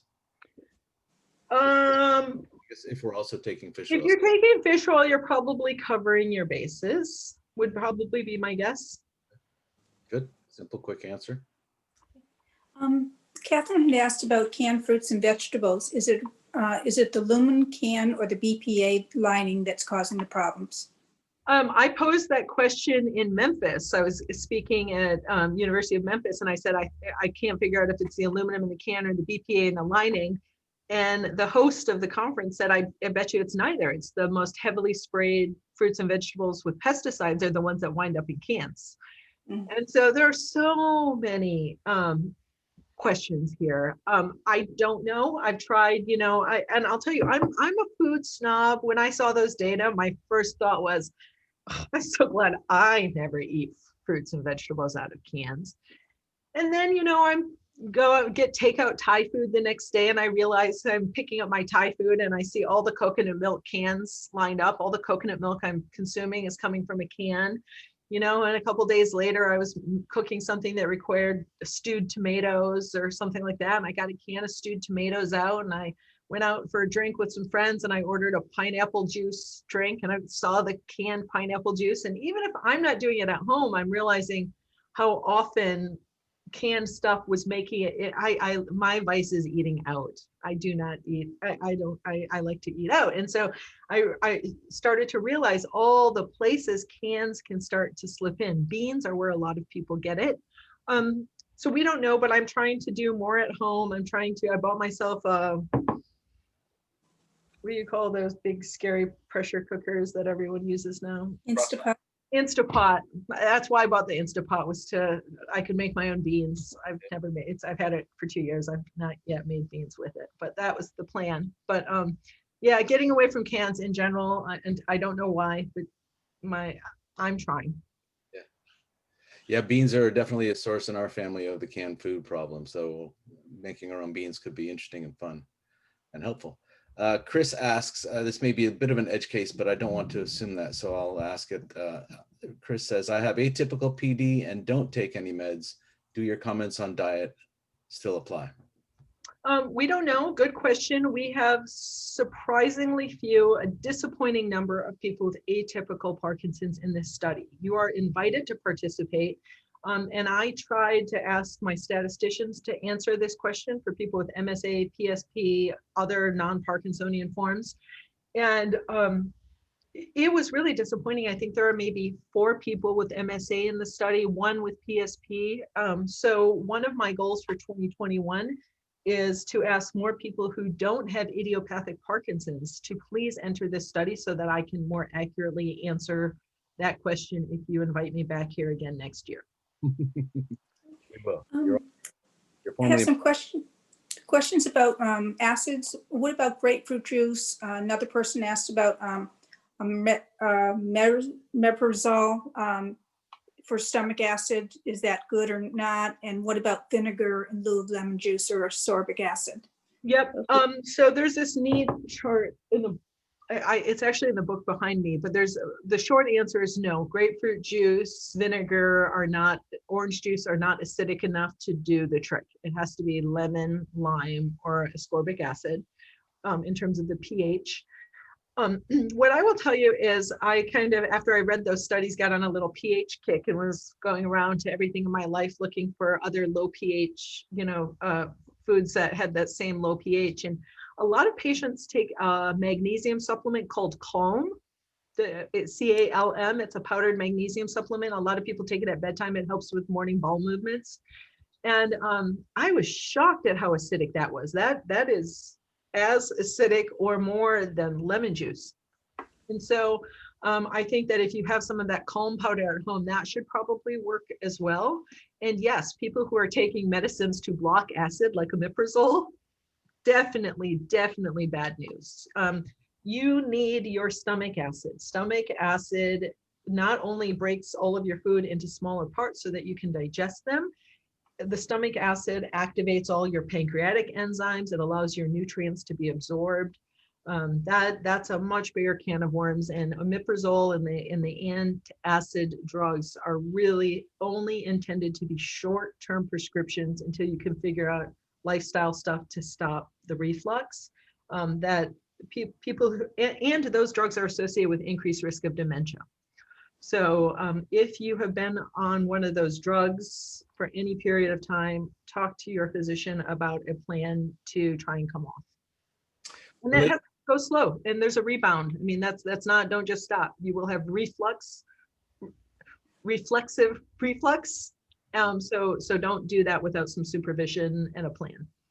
Right. And then related to that, I was a little bit surprised to hear you say that you discourage, or they're on the no list, probiotics. I mean, I used to be I do suffer from excessive acid problems. And so I used to be a stockholder in Tums, and I realized that was a bad approach to take. So I switched over to probiotics. Tell us a little bit more about why that's the case and what is a good natural solution. Yeah, so we know for sure that the gut in Parkinson's is messed up. Like when we look at the organisms growing inside of the intestinal tract of Parkinson's, it's clearly different than healthy controls. And a couple of years ago at PD summer school, it's taken us almost 1.5 years to get these data. But what we did is we actually genetically identified all of the organisms growing in the guts of people with Parkinson's, and we are comparing them to a national database of what normal looks like. The first thing I will tell you is each person on average had about 5.7 million different genetically distinct organisms growing in their gut. So anybody who tells you, we had to call in a PhD microbiologist who didn't know what half this stuff was. right? So anybody who comes to the table telling you, I'm sure you need more lactobacillus and I think you need more bifidobacter, it's kind of a joke, right? Because there are already 100 or 200 probiotics that we know of, and there are 8 that are being sold to you over the counter. And our data suggests that people with Parkinson's already have too much lactobacillus and bifidobacter. And I think this is especially notable because at the World Parkinson Congress last year, somebody else presented data showing that people with Parkinson's had statistically more lactobacillus and bifidobacter than what was considered normal. So I do see a day where a Parkinson's probiotic will possibly come into play. I think that restoring some normalcy to the intestinal microbiome has tremendous therapeutic potential. I bet you that that probiotic supplement looks nothing like the ones that are sold over the counter generically to typical people. Interesting. Okay, fingers crossed for a PD-friendly probiotic. There's a question that came in about bread. Do you differentiate between whole grain and white? We do on the study that's currently running. So if you join now, we should have that answer by the end of this year. Join the study, another good reason. Dr. Mischley, I know you didn't go too deep into CDP choline, but I do have Karen asking if any others out there experience migraines when starting CDP choline. I've tried twice to take it with the same result.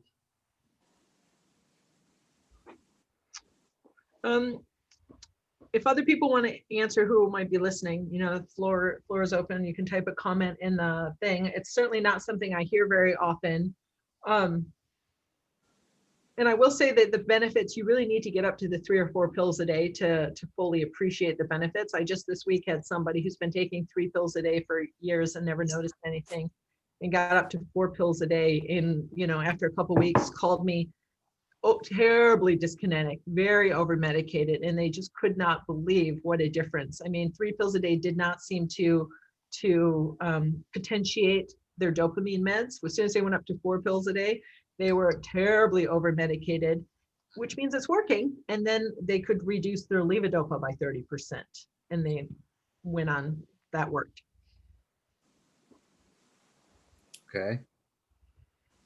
As far as dairy, what about goat cheese or goat and sheep? Do those count? If you are above the age of 4, you should not be consuming breast milk from any species, is my educated guess. But the data does not say that. We do not have enough people eating sheep, goat, camel milk to be able to say a difference. But it'll be another, I don't, you know, you need a lot of people consuming those foods to be able to detect the difference. And right now we are asking, we're not seeing it. Yeah, and your anti against that is based again on the existence of pesticides too much. I don't think it's pesticide. I don't think we have, I don't believe that there's no reason to believe that goat milk and sheep milk are that different than cow milk. Yeah,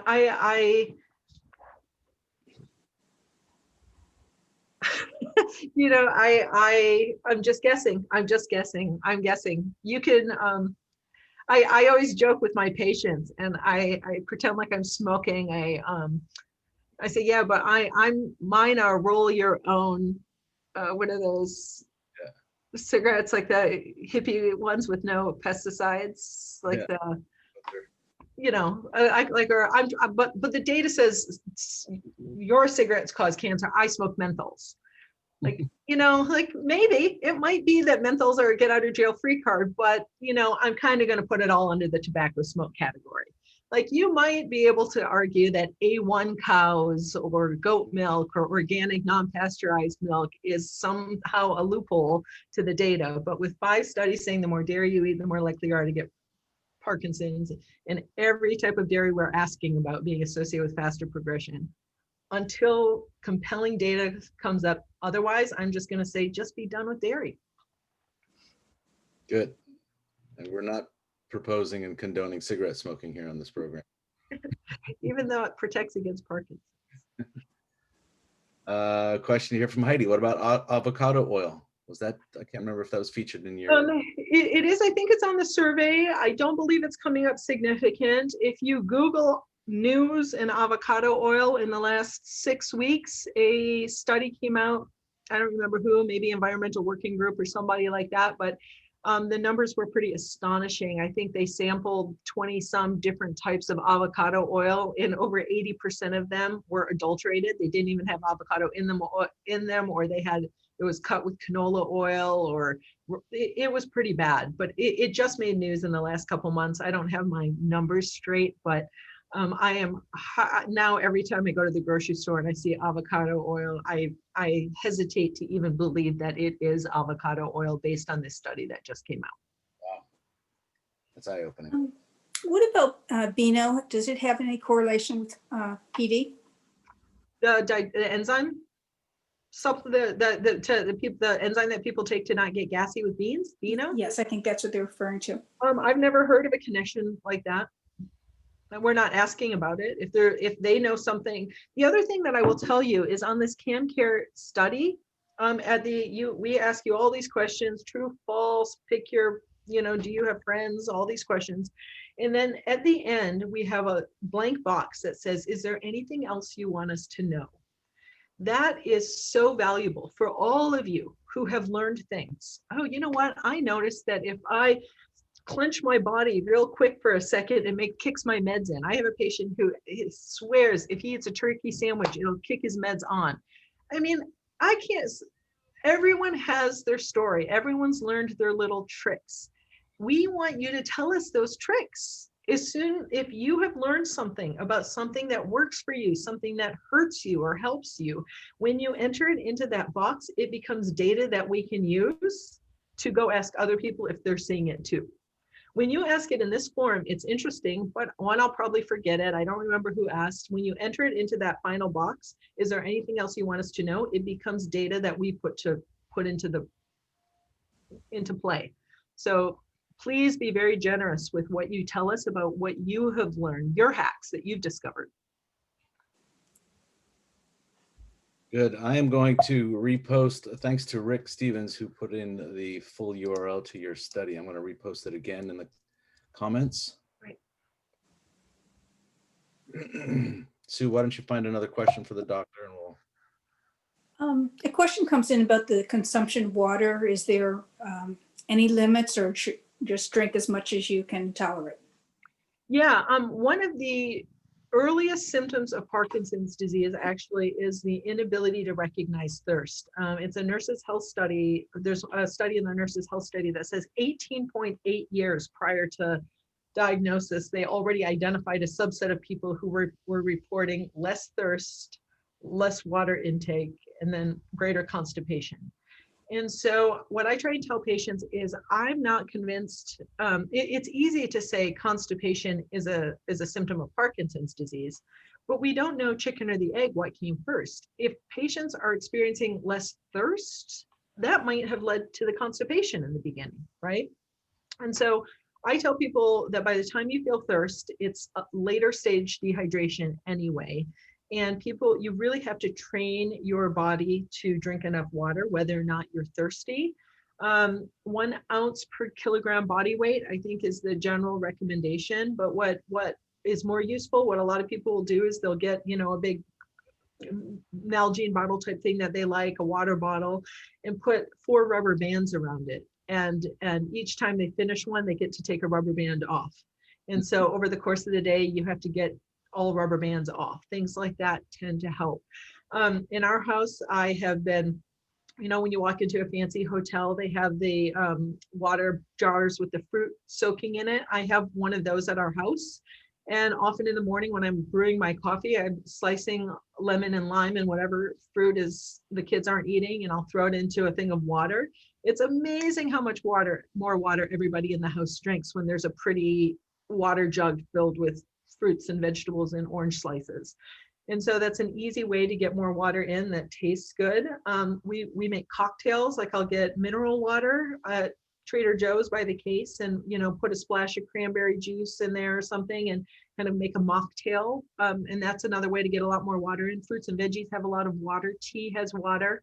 But I do think that the dehydration problem is surprisingly, how many people go to their doctors complaining about constipation, and the Miralax is the first step. And it's not that Miralax doesn't have its role, but step one is let's increase water, let's increase fiber, let's get the constipating foods out of your diet, meat and dairy mostly, and let's get more fresh fruits and vegetables into your diet. And I will say most of the time, people's constipation will go away without needing to go to Miralax. So yeah, there's a huge problem with people with Parkinson's not drinking enough water. Great. Donato asks, Dr. Mischley, what about associating magnesium to reduce calcium deposits in soft tissues like the brain? Magnesium, it's a good question. Magnesium, I didn't see it coming up on the list of slow progression. There's no question people with Parkinson's tell me that magnesium tends to help with their sleep, their bowel movements, and some of their muscle tightness are the things I hear most often. Magnesium deficiency is a huge problem in the US, but just peeking at that data sheet we looked at, I don't know. I'm wondering now if I somehow missed adding magnesium on the list, or if magnesium is not coming up as something that is associated with better outcomes over time. Fair enough. Okay, question near dear to my heart. Thanks to Marjan for asking. Red wine or white wine? Any difference? I keep saying, if everybody who asked that question, if everyone who wanted an answer to that question gave $10 to this study, the study would be funded for the next 10 years. I mean, that is the number one question I get asked. We added that question, and it is in the ongoing, it's in this current survey. So if I'm invited back, I will have an answer for you next year. Thank you. Why not frozen vegetables? I remember seeing that on the discouraged list. Good question. I mean, I'm the messenger. These are not my ideas. This is, here's what I will say is my undergraduate work is in nutrition. My PhD is in nutrition. And there is this kind of inherent assumption that fresh is best, right? And so when I designed this study, my expectation, my hypothesis was that fresh green beans would be the best, frozen green beans would be second best, and canned green beans would either not be that great or they'd just be a little bit good compared to the other ones. But I came to the table with the assumption that all green beans would be good, but fresh would be better than frozen and canned. One of the biggest surprises for me in this entire data set was how canned foods are one of the worst things that you can put in your body. That was not a hypothesis I came to the table with. It's nothing I expected to find. And then once I saw that the frozen vegetables were also associated, I trust the data. Like I said, all the protective stuff matches up with the same stuff we're seeing in Alzheimer's. I mean, the rest of these data makes sense. More exercise is better.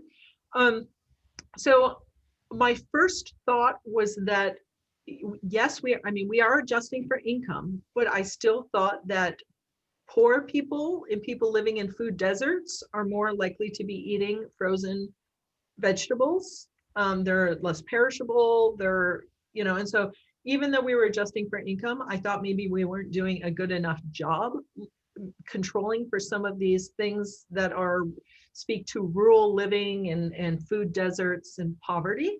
So that's one possibility. But then if I have a Dr. Laurie K. Mischley Facebook page, and on there I posted a video. One of my patients sent me a little expose that it was a news station on the East Coast did that talked about where your organic frozen vegetables are actually coming from. And, I'm not going to repeat the whole thing here, but you can go to the website and the video is posted, and it's really eye-opening. I mean, after I watched it, I thought, oh, wow, maybe my data isn't wrong. And maybe there's, when I open a bag of frozen green peas, there's a lot more in there than the frozen green peas that I'm seeing. So I'd say if you go to that, watch that little news clip and make your own decisions. Page. It's Dr. Laurie K. Mischley. On Facebook. If you search Mhm. for that, they'll find it. Yeah, the personal one will just get you pictures of my kids. The doctor one gets you legitimate medical stuff. Good, fair enough. Dr. Mischley, there are several questions on why no on probiotics. Could you address that, please, if or any other comments? Yeah, so I mean, other than what I already said, that in two studies that I'm aware of, ours and another one that was published at World Parkinson's, people with Parkinson's already had too much lactobacillus and bifidobacter. So even though I do think that the gut microbiome is abnormal, I don't think it's abnormal in the you need more lactobacillus and bifidobacter direction that most of the probiotics are based on. And then the other thing is, this is not fresh in my head now because the World Parkinson's Congress was 2 years ago now, a year and a half ago. But what was striking to me is I remember coming home from the conference and there were 5 of us who spoke on microbiome, gut, nutrition, diet, something. And every one of us during the conference got asked by an audience member, what about probiotics? And it was interesting because every one of us gave a thumbs down, but every one of us did it for a different reason. And so, yeah, I just think it is so naive to think we understand what is going on in the microbiome. There are organisms that we have never heard of. We don't know what belongs there, what doesn't. The probiotics that are being sold are a drop in the bucket compared to what is actually growing in there. And so it's kind of like looking up at the solar system and like seeing the big difference. Like, hey, I know exactly what you need. You know, it is so much bigger than just the Big Dipper, right? Like just everyone calm down. There's a lot more to learn before we go in saying that you understand the solar system because you know where the Big Dipper is. So good. So we've got about 5 minutes left. This has gone so quickly because it's so rich in content, and we've got a lot more questions to cover. So we will just ask a few more. We'll stop at 12:30 in respect to Dr. Mischley's time and everyone's. So a few more. I've got one here I'd like to ask. I'm curious about myself.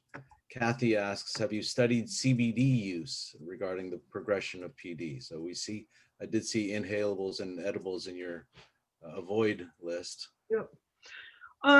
So I have had too many patients tell me how much cannabis involves their quality of life for me to, yeah, I'm very, very, very supportive of people with Parkinson's using cannabis because of the improvement in quality of life. And what I mean by that mostly is sleep. Yes, there are certainly some people, the rare person who uses it for tremor. I'm sure there's a fair share who think it helps their anxiety, their mood, their apathy.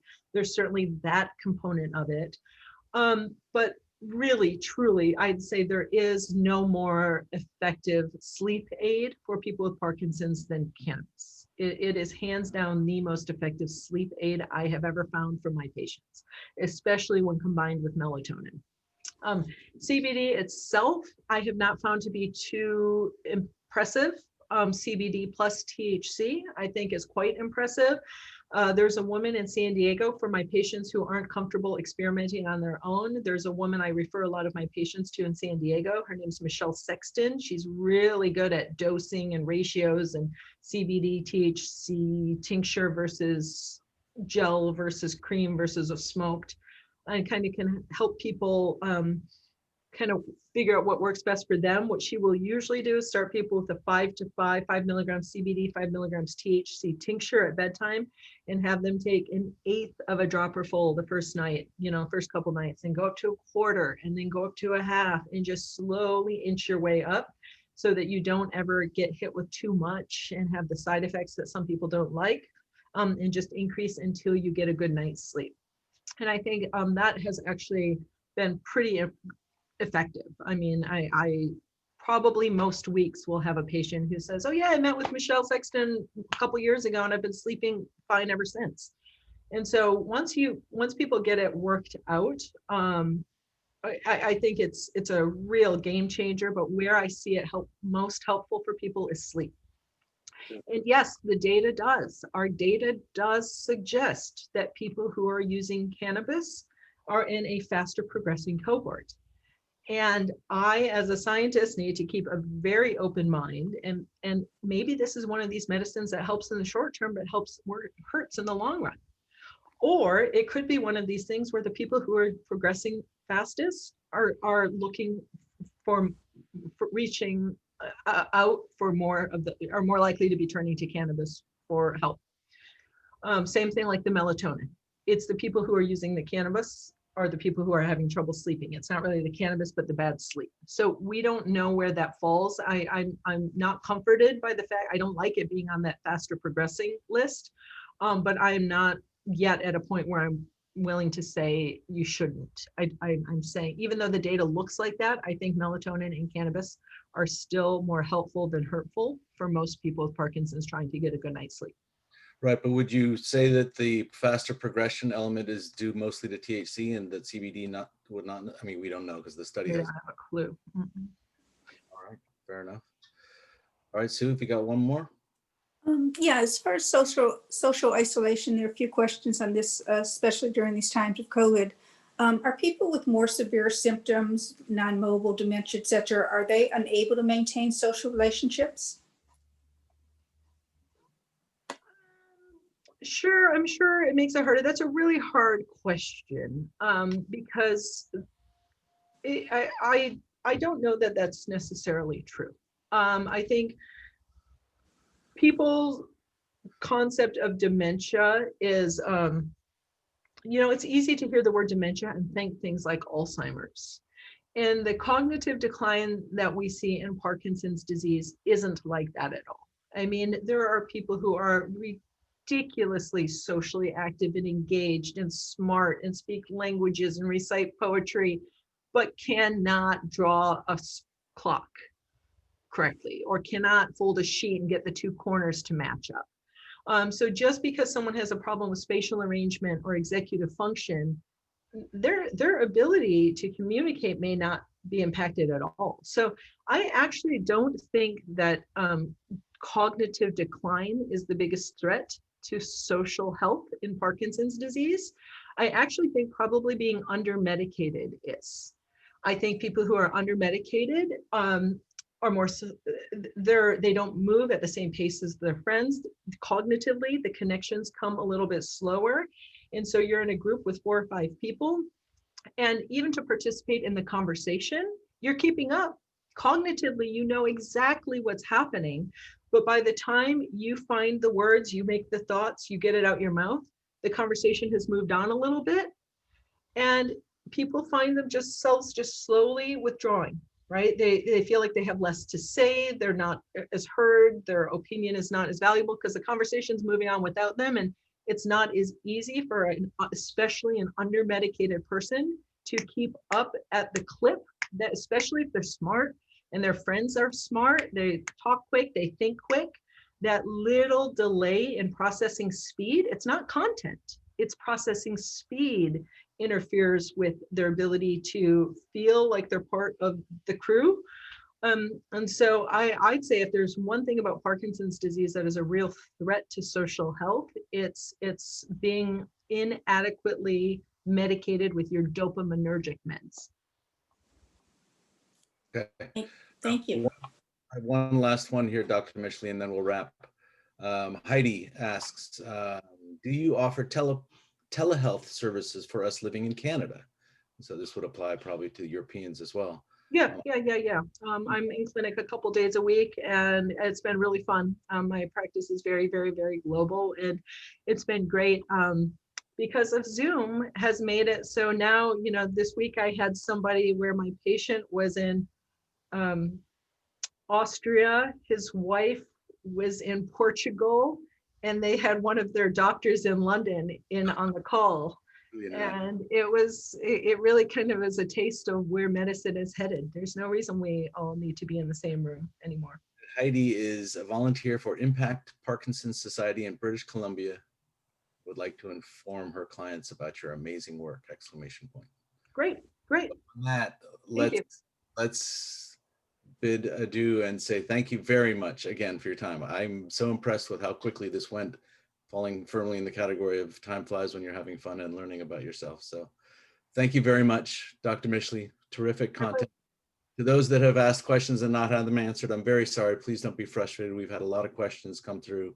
We hope we've addressed some of those that might span more users than just sort of one-offs, but we will be posting this. This is recorded, as I mentioned earlier on. We'll be posting this in the next 2 or 3 days at most on our YouTube channel. I will send out an email to all attendees and if I can, all registrants, there's a difference there, with that link, and as well as a few of the important links that we've been pasting into the chat tool along through the presentation. So thank you everyone for your attending. Thanks, Sue, for your help. Thanks for Dr. Mischley for your time again. And everybody have a happy and safe new year. Cheers. Ciao. Bye, everyone.